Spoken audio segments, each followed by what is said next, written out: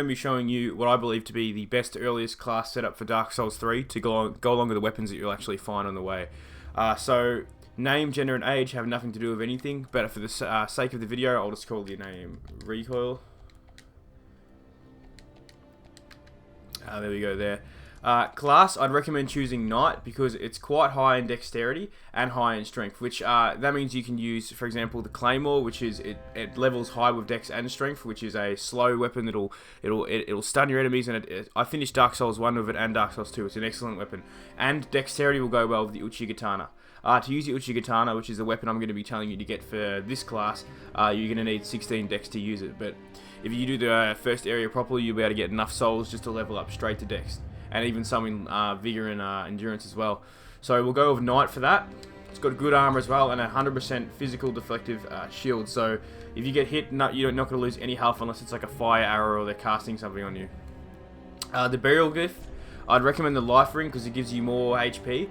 But there is a fire gem, and that seemed okay. But for the purpose of what I'm going to do, I'd say the life ring. All right. Obviously, face presets have nothing to do with it as long as the build. So we're just going to pretty much start it just like that.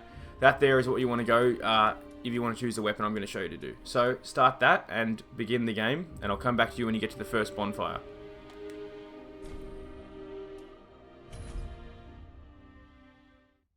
So here we are at the first area, the Cemetery of Ash, and it's a pretty large explorable area, and you can get some items that'll help you out later on in the game. But just for the purpose of the video, I'm just going to be running through it.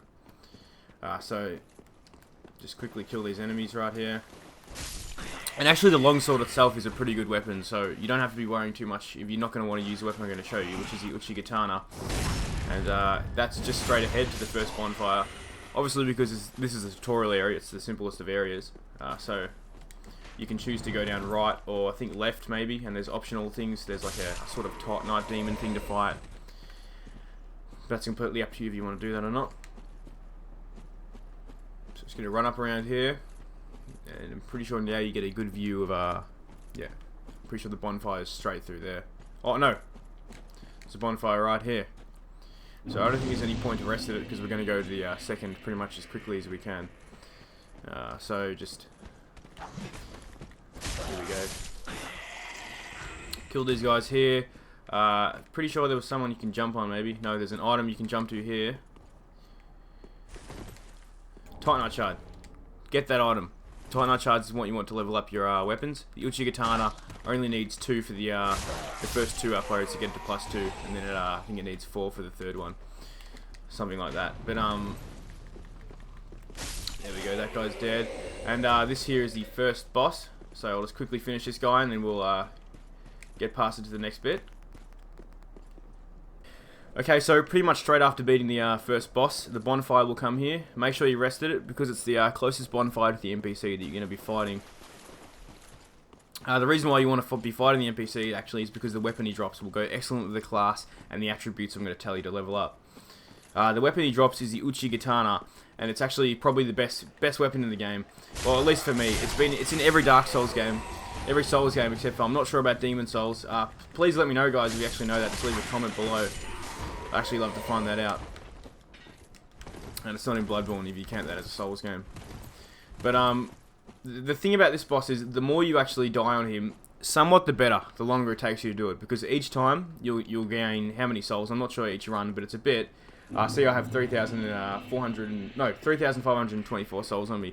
So that will be excellent for leveling up the attributes for the sword once I've got it. This guy up here though, he does a huge amount of damage. You wouldn't believe. He's quite a hard NPC actually, especially at the start.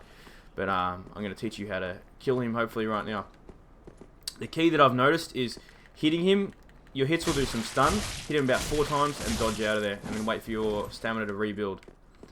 And then rinse and repeat. Keep on doing this until he dies. There's probably a method to knock him off, but I'm not sure about that. I've only had the game for a day.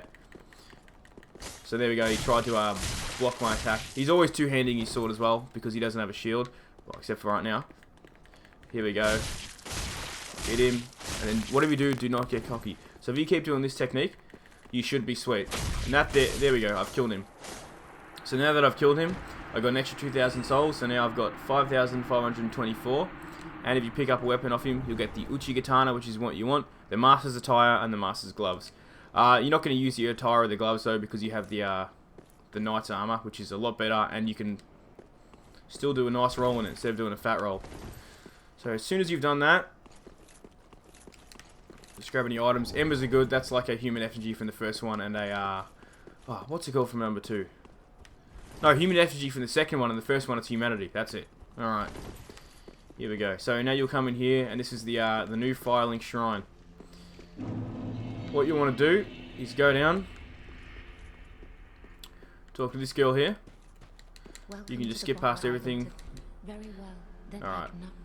Here's what you want to do. So you want to get dexterity to at least 16.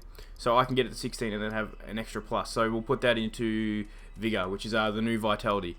Do that. Press confirm. Now you should have the correct attributes to use the Uchigatana. So don't worry about this longsword. You want to grab the Uchi. Here we go. So now this will be an extremely powerful weapon for any early boss fight, and you can just keep leveling it up.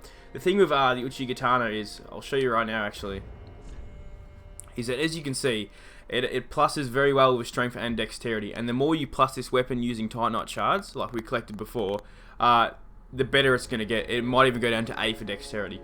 So if you keep leveling this up, leveling up your dex, this weapon will become absolutely beast. It has a very quick move set, as you can see. It does not use a bunch of stamina. And the best thing about it is once you've done a 3 or 4 hit combo on them, you'll get a bleeding effect. So at least in my opinion, this here is the best starting class, and you can keep using this throughout the whole game unless you find a weapon that you prefer. For Dark Souls 3. Thanks a lot, guys. If this video did help you out in your gameplay, please don't forget to like, comment, and subscribe. It really means a lot. And actually, you know, let me know. Send me a message, leave a comment, check me out on Facebook, all that stuff. Thanks a lot, guys. I'll see you next time.